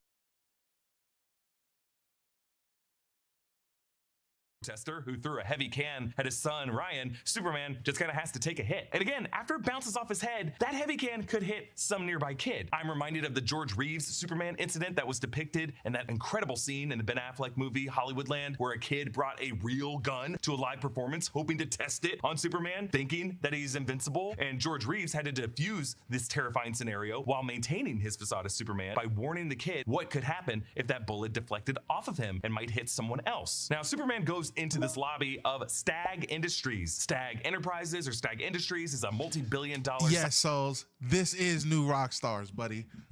I told you I'm a fiend. I don't know why we're playing. You know this is my bag. Come on now. Big new Rockstars. We being nerds. Scientific research company, actually kind of a rival to Wayne Enterprises in the DC universe, headed by Simon Stagg. Now, Simon Stagg is the one who created Metamorpho, who we will see a little bit later. Following Superman into this lobby are three other Metamorphs in this movie. Guy Gardner, Green Lantern, played by Nathan Fillion, with Guy's iconic comic blonde bowl cut. Michael Holt, Mr. Terrific, played by Eddie Gathegi, who played the cruelly short-lived mutant Darwin in X-Men First Class, and Hawk Girl, played by Isabella Merced, who earlier this year played Anya Corazon in Madam Web. Now, Guy Gardner's jacket has the Green Lantern symbol on a patch, and he uses his ring to project a mask on the windows to block the protesters from seeing, which just kind of makes them look real douchey. James Gunn wanted to include all these other Metamorph characters in Superman's world, not to prematurely set up the DC Studios universe with spin-off characters. I really don't think he plans to follow any of these lower-level characters with their own films, although Guy Gardner Green Lantern might show up in the Lantern series as just part of the Green Lantern Corps. Really, I think he brought in these characters to serve as foils to what Superman is in this movie, to show how Superman is not unique in Metropolis as a superpowered extraterrestrial figure, but really what makes him unique is why he puts on the suit, how he restrains his powers. In a world of superheroes, what makes Superman super? And that's really why this nigga James Gunn's cooking, bruh. That's why niggas need to relax. Everybody worried about all these characters. You don't need backstory, bruh. Let's worry about the main story. They just helping. Come on. You worried about Hawk Girl? You worried about Mr. Terrific? Come on, son. We good. Like I said, bro, in DC, there's always a bunch of shit going on. Heroes is working with heroes, villains working with villains. It's always multiple people. That's just what we do over here at DC. Yes, I said we, because I've always been more DC than Marvel. Come on, bro. Hawk Girl soars in with her mace past some buildings familiar to Cleveland residents. Hawk Girl is a Thanagarian like Hawkman, who remember was played by Aldous Hodge in Black Adam. Hawk Girl also uses the extraterrestrial nth metal for her weaponry and her armor. Then Superman faces the fiery breath of a kaiju form of that axolotl, whose eyes are lower than its nostrils. Now, some of the High Evolutionaries' genetic experiments in Guardians of the Galaxy Volume 3 seem to have similarly freaky anatomies, and I think James Gunn just likes telling his VFX artists, oh, looks good, but can we like lower its IQ by 50 points? Now, another Superman comic that James Gunn is pulling from is Superman Birthright from 2003, written by Mark Waid, which retells Superman's origin story and features Lex Luthor learning bits and pieces of Kryptonian history and then distributes this information out of context to the news media to try to turn the public against Superman, accusing Superman of being like the first step of a Kryptonian takeover of Earth. And then Lex goes as far as staging attacks with giant alien kaiju on Metropolis to blame that on this Kryptonian threat. I actually wonder if that could be what Lex Lex is doing in this movie with this kaiju. So here's Superman. And I wonder who said something about that on the pod. Come on, bro. I know what. I don't even gotta say. What's understood don't need to be said. But come on, bro. When you really be watching this shit, you already know what's going on. When you not in the know, when you see shit, you get worried. When you in the know, you know shit gonna be all right.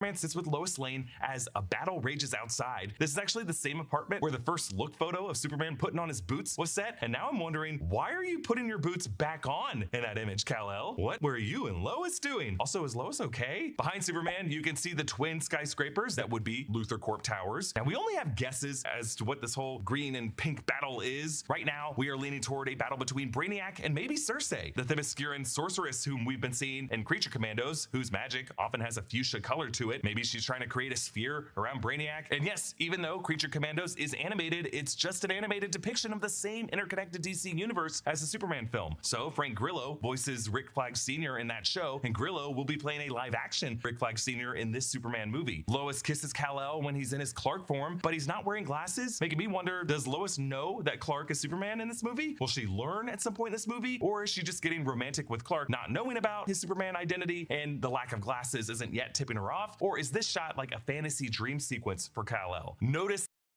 I gotta get the mad team. They gotta get who's playing these games. That Lois's clothes in this kissing shot are what she was wearing in the Daily Planet newsroom earlier. So I think this might just be a fantasy that Clark is envisioning, what he wishes he could have with Lois, but in his Clark form. Next, a shot in the Fortress of Solitude. This broken robot that Superman holds is Kelex, who is a servant robot to Jor-El back on Krypton and resides in the Fortress of Solitude as one physical memory link Kal-El has to his family and his original home. So Superman losing Kelex here is particularly heartbreaking. Who did this to Kelex? Are they still in the house? Actually, is that home invasion that hurts Kelex part of what connected to Superman getting punched out into the nearby snow? Actually, there is a theatrical version of this trailer that's playing in cinemas right now, showing some additional shots, including this one of Lex entering what I think is the Fortress of Solitude, and that is Ultraman to his right. We'll talk about Ultraman in a second. And that's also the engineer to the left of Lex. But I think Lex might have found the So that's who that nigga's fading when he like. That's who he's fading when I was like, maybe I was Zod. It's probably Ultraman. Well, not probably. It had to be Ultraman.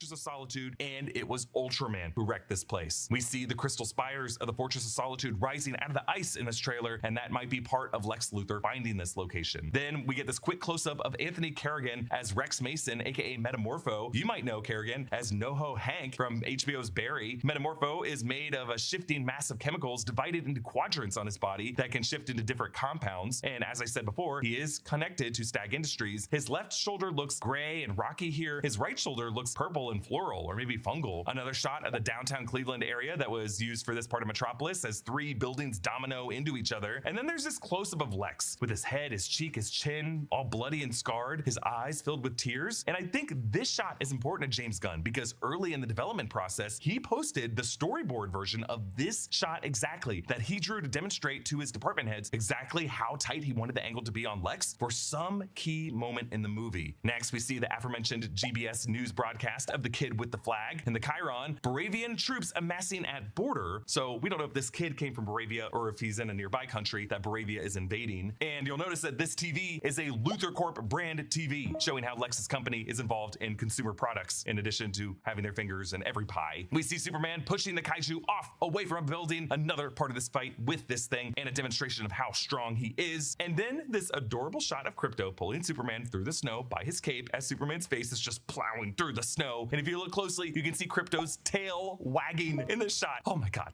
Okay, the final section opens with this dark armored figure punching through a wall. This is Ultraman. Ultraman is a Superman counterpart known for a U sigil on his chest. As an opposite to Superman, he is powered by kryptonite. Ultraman tackles Superman into the grass of the Metropolis Meteors baseball field. Actually, on the upper levels are names of various players or just like Hall of Famers from the team. One of them is Petrota, which I think could be for Drew Petrota, who according to IMDb is an art department prop master who isn't yet credited for Superman. But hey, look at that. that worked on James Gunn's The Suicide Squad in 2021, so I'm betting he worked on this movie as well. There are a bunch of other names on signs, but I couldn't make them out. But along the field fence line, there is a banner for Metropolis Waste Management. We get this trailer's best shot of Mr. Terrific in close-up. Michael Holt's Mr. Terrific is known for just being kind of a brilliant jack of all trades, an engineer, a man with natural aptitudes for having natural aptitudes, and visually iconic for the T on his face, a jacket that reads fair play on the sleeve. I appreciate though here how the T is not like just painted on his face, but kind of raised off his face a little bit, like maybe part of a mask that just perfectly clings to the shape of his nose and mouth. But there might be more to it based on that. Like it could be a mask that extends or provides some specific protection, or something that kind of has some neural link with his skin. In addition to having a very cool ship, he's followed by these T-sphere drones, which protect himself, and that looks like Lois Lane with the shield, as they're fired upon by these soldiers in green and purple armor. These, I'm pretty sure, are Lex bots. It's not clear if they are robots or guys in suits. Lex bots have taken both forms in various media, and there was a time when Lex wore green and purple armor when he was armored up to fight Superman. We just know that this whole site is Luthor Corp related because you can see LC on the barrels by the tents for Luthor Corp. And then this stunning shot of Superman twirling and floating upward with Lois as they kiss. And then finally, Superman pushes through the fire from the kaiju and blasts upward toward the sun. I just love that little detail of him puffing through the lower smoke or cloud layer and then suddenly accelerating into the sunlight now that he has more direct exposure from it. As we lose sight of him, he's flying up there just to recharge, to heal. And I think there's an implicit invitation to us to look up with this shot. The trailer ends with Lois and Superman looking out the window at the battle, similar to the final shot of Fight Club, and Lois grabbing his wrist and then pulling him in, not for a kiss, but just a supportive hug. The trailer ends not by cutting the title, but to the release date, July 11th, and then the studio logo for DC Studios. So we do not get the Superman title at the end of this trailer. And I think there's something classy about that, because we don't need to be told who this is. He's one of the most iconic figures in all of media. But what's cool is you don't even notice it, because really his name has been on our breath this whole trailer. Now, one person who does not appear in this trailer is Millie Alcock, who has been cast as Supergirl, Kara Zor-El, Superman's cousin. The Supergirl movie is coming in 2026 and will start shooting in just a few weeks in January. James Gunn nearly confirmed that she will appear in this movie at a press event, saying that he showed this trailer to some actress who has not been explicitly announced for this movie, and that actress cried. And we're all pretty sure that that mystery actress is Millie Alcock. I don't think her role will be huge in this movie, and James Gunn has said that there will be sort of a post-credit scene to this movie, but not one that is load-bearing to the future of the universe. I think she will just appear in some scene during the movie's runtime. All right, that's everything I found in this amazing trailer. Look, man,